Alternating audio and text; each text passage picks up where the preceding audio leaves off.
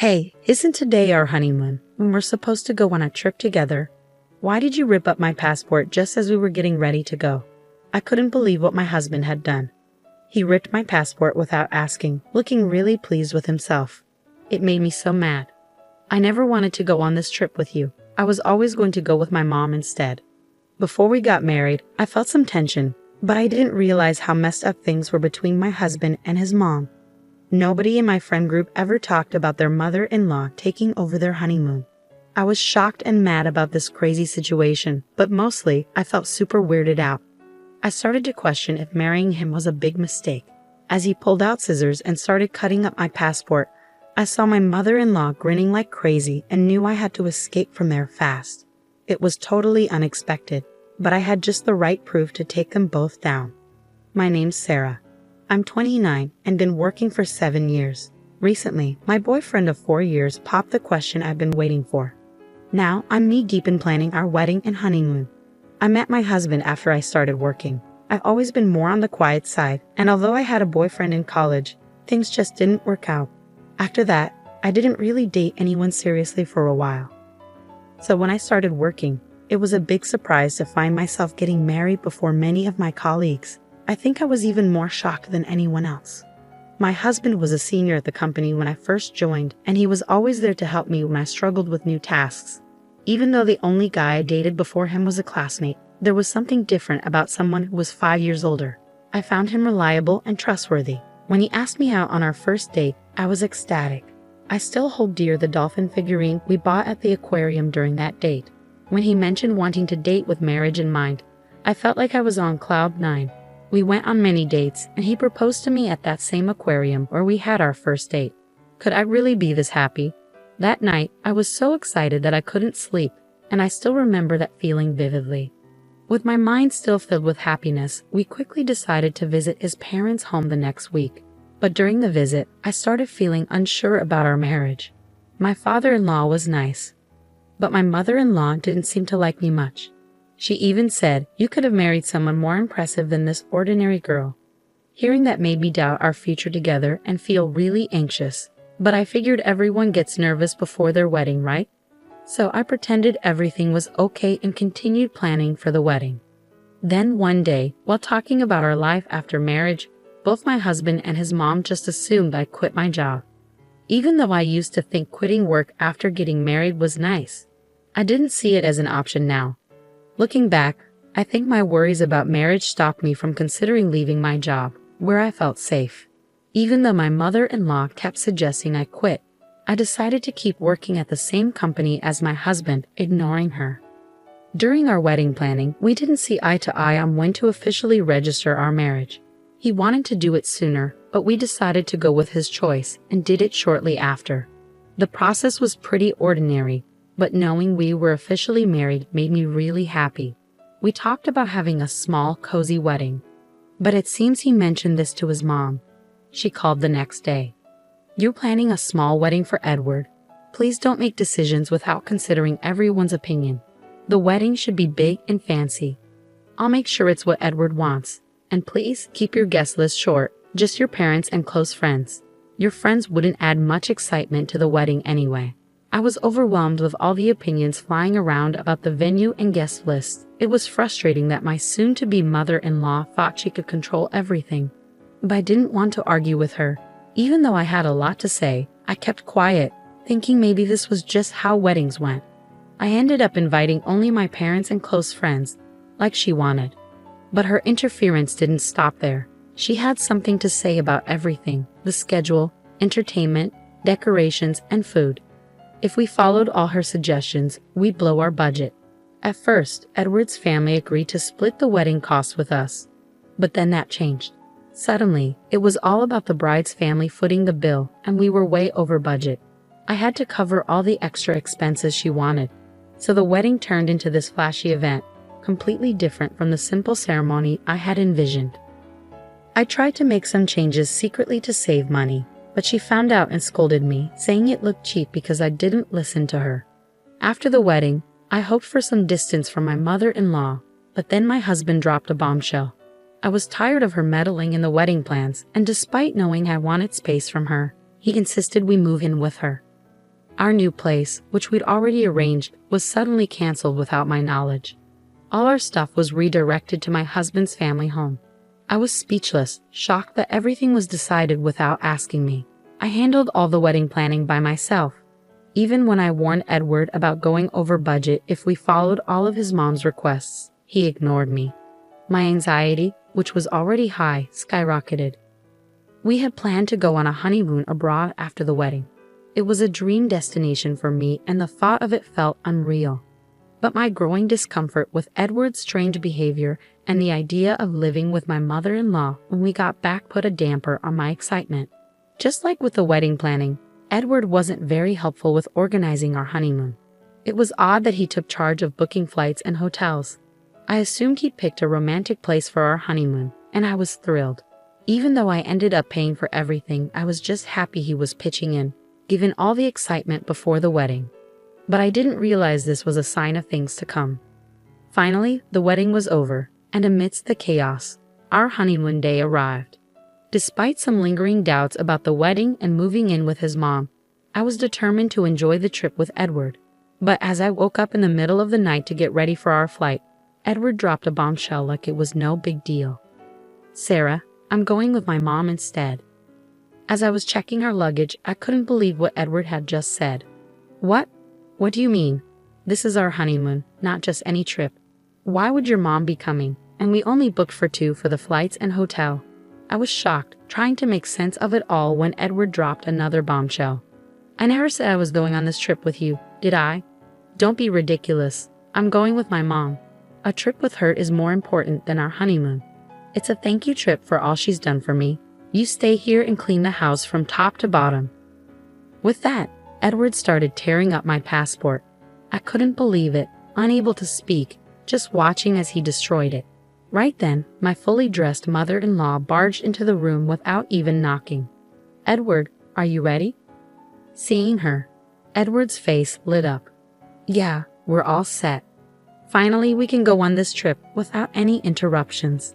They both chuckled, leaving me feeling disgusted. It hit me then. I was about to marry a nightmare. I'd been wondering how to get along with my mother-in-law, but this was beyond anything I could have imagined. I realized I'd made a huge mistake from the very beginning. I see now what kind of people you both are. I couldn't hold back. But they just laughed it off as if my words were meaningless. They left together, leaving me feeling betrayed. I had been happy thinking Edward was helping with the honeymoon, but it was just a setup for him to go with his mother. He'd been planning it all along, booking everything under her name and leaving me to foot the bill. The betrayal stung, but my anger outweighed my sadness. The wedding and honeymoon I had always dreamed of were supposed to be unforgettable moments with the love of my life. But they were ruined by my mother-in-law and husband. It felt surreal. At first, I couldn't believe it was happening. But soon, I realized I needed to take action fast. I had to get a divorce. Interestingly, I had something that could help me. I had started recording to capture memories of the most important events in my life. My wedding and honeymoon. Since the wedding preparations, I had been recording various moments on audio. What began as a way to cherish memories slowly turned into documenting my mother-in-law's hurtful actions and harassment. Sometimes I thought about stopping because I figured I'd never listen to these recordings again. But it's ironic how valuable they turned out to be. Just days after moving in, I found myself repacking my things. It didn't take long since I hadn't unpacked much. I couldn't help but wonder if my husband and his mother were already at the airport. The thought made me furious, so I tried to push it aside. Even though I'd only been there briefly, I wanted to erase any trace of myself from that house. So I cleaned thoroughly everywhere I'd been. While tidying the living room, I stumbled upon something shocking. Evidence that my husband was stealing money from his company.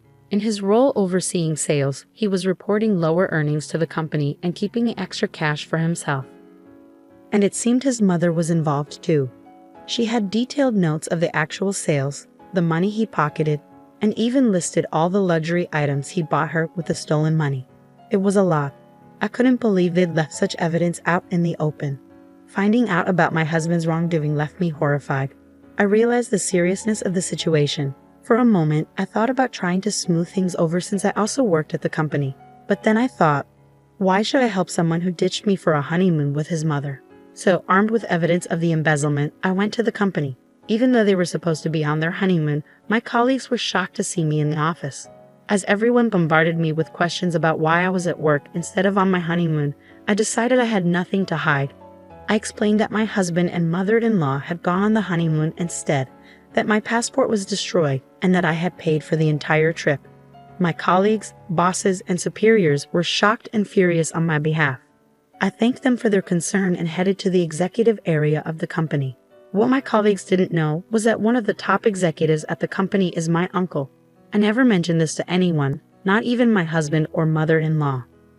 I didn't want people to think I got the job because of family connections, so I applied and secured the position based on my own merit. Since my uncle isn't involved in human resources, I asked him not to reveal our relationship before the orientation. Though surprised, he respected my decision and assured me that we would maintain a professional relationship at work. As a child, my uncle treated me like his own, showering me with love and indulging my wishes. We even went on trips together when I was younger. Despite my parents scolding me for asking him to buy me things, he adored me. Since joining the company, our paths rarely crossed except for a brief exchange during orientation. When I visited his office, my uncle's warm smile quickly faded as he sensed something was wrong. "Why are you here? Weren't you supposed to be on your honeymoon?" Seeing his familiar face, I couldn't hold back my tears. Through sobs, I told him everything that had happened. He was visibly furious, a side of him I had never seen before. I explained my husband's embezzlement and handed over the evidence. My uncle promised to hold a board meeting immediately to address the situation. After promising to address the situation, my uncle asked about my plans for the day. When I mentioned heading home, he suggested we grab some food together before he dropped me off. Despite the unbelievable betrayal I had experienced, I felt genuinely grateful for the warm-hearted people in my life who cared for me. A week later, when my husband and mother-in-law returned from what was supposed to be our honeymoon, I received an immediate call. My husband was furious that I hadn't picked them up from the airport or cleaned the house as instructed. He demanded to know where I was.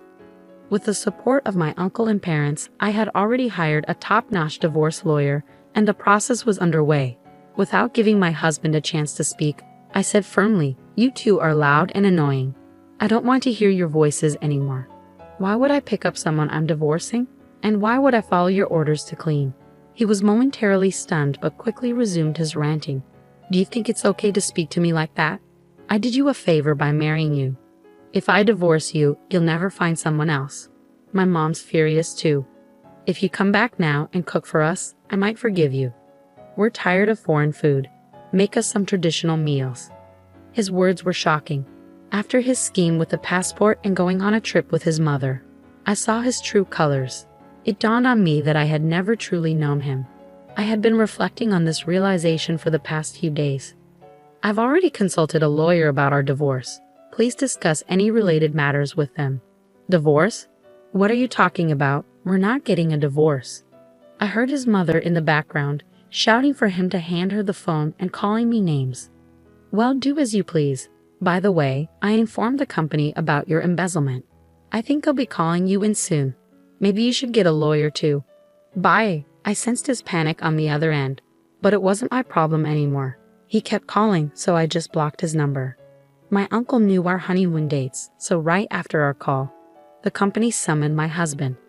With the evidence I provided, they verified the information and confirmed the discrepancies in the payments. It turned out the amount my husband embezzled was huge. In front of the company's executives, my husband desperately tried to defend himself. He made up a story claiming I was the real embezzler and he had tried to stop me. At that point, my uncle couldn't hold back and shouted, "My niece would never do such a thing.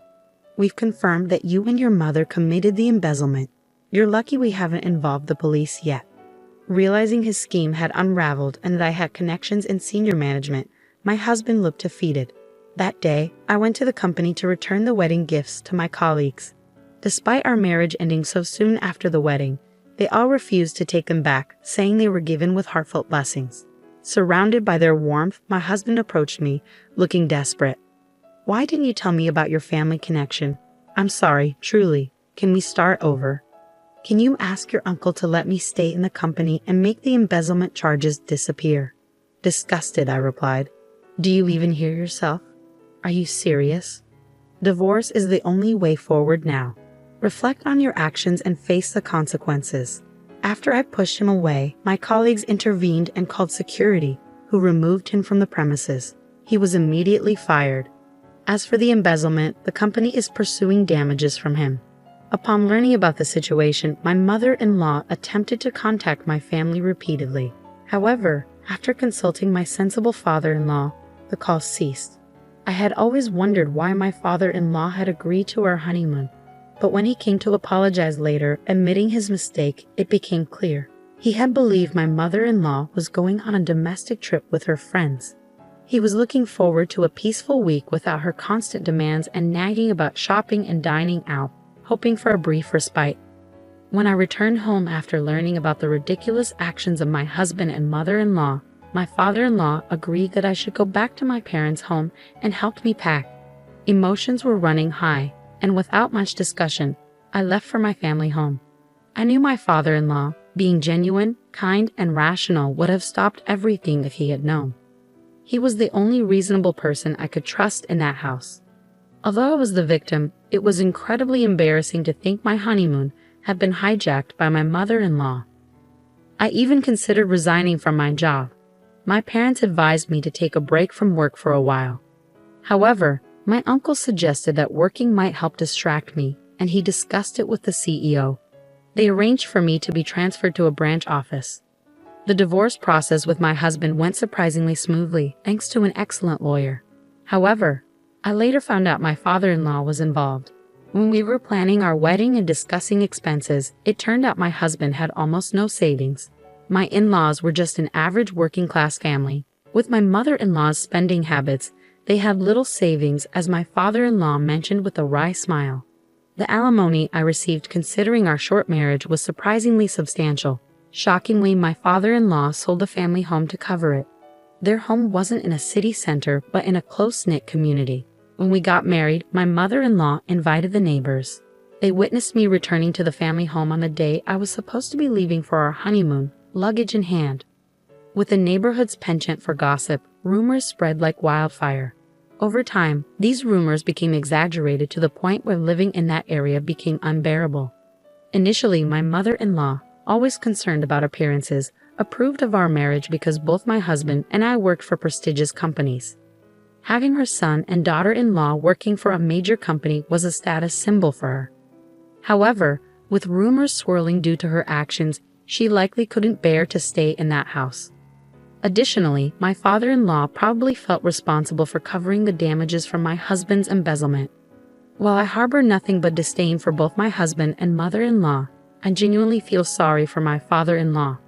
After being fired and ordered to pay damages, my husband apparently suffered a mental breakdown. Unable to work, he's been moping around in a small apartment he moved to. Seeing her son so downcast, my mother-in-law also became reclusive, as my father-in-law told me. In fact, my father-in-law, fed up with my mother-in-law, was considering divorce as he didn't want to spend his later years with her. He asked if I could introduce him to the lawyer I had used. I immediately contacted my uncle, who got in touch with the lawyer. It might take some time, but I hope my father-in-law can live the life he wishes. Thanks to the intervention of the company's CEO and my uncle, I was transferred to a branch office where I'm surrounded by supportive colleagues and superiors. I'm eternally grateful to my uncle. The only regret I have is missing out on the country we plan to visit for our honeymoon. Once things settle down, I hope to take a relaxed trip abroad.